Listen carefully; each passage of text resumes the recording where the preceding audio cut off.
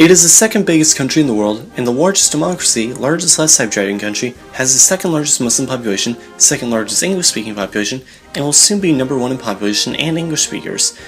Also, it's the most countrous watching country in Asia. So this is true facts about India, the land of lots. India also kicks ass in terms of filmmaking, with 1,100 films produced in India alone each year. This is around twice the number of films produced annually in Hollywood. Speculation as to why this is points out how most American movies are made solely by Hollywood, whereas India's industries are more diverse.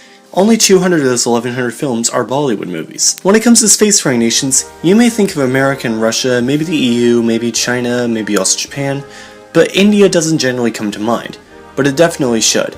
In 2009, India's ISRO Chandrayaan-1 probe discovered water on the moon's surface, and more recently, in 2013, India launched the Mars Orbiter mission, also known as the Mangalyaan probe, to, you guessed it, Titan. Fine, Mars. However, the first ever Indian rocket was so small that it was transported to the Tumba launching station in Tiruvananthapuram, Kerala by bicycle, much like the Cascadia space program today. Yes, it is true that India does have the second largest Muslim population in the world, making up 14.9% of the population, or in India, 180 million people.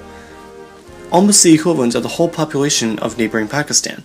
Of course, Indonesia remains the largest Muslim country in the world, with 202 million Muslims out of their population of 263 million. Nevertheless, India is, obviously, the most Hindu country in the world. Not the only one, but the biggest, with about 1 billion Hindus, which is about 3 Hindus for every Hindu god. This also explains why some states have heavy punishments for the slaughter of cows. India also has the largest, and some may say the best, democracy in the world. Most democratic countries have a variety of different parties, but many prominent democracies, like America and Britain, have only a couple parties that are taken seriously on the national level out of the variety previously mentioned. In India, voters are more accommodated, and while accusations of voter suppression fly sky high here in America, India is making sure even illiterate people can vote, and to get the symbolic purple link on their finger, even if they don't have any fingers. Seriously, the Daily Show covered this whole thing, it's pretty amazing.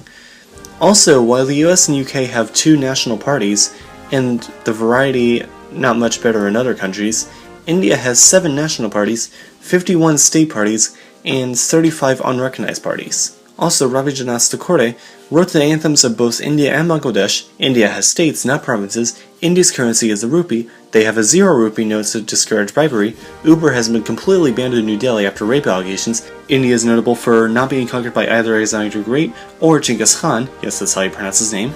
And the attendance of Kumbh Mela is so big, it can be seen from space. Don't tell me Land of Lots is an appropriate name for India. Thanks for watching this video, and I hope you enjoyed this video.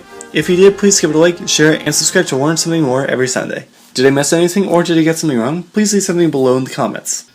Also, did you know that India is where our modern Western numeral system comes from? Is a fact I made a video about long ago you can watch here, that is now plagued in the comment section by a bunch of racists.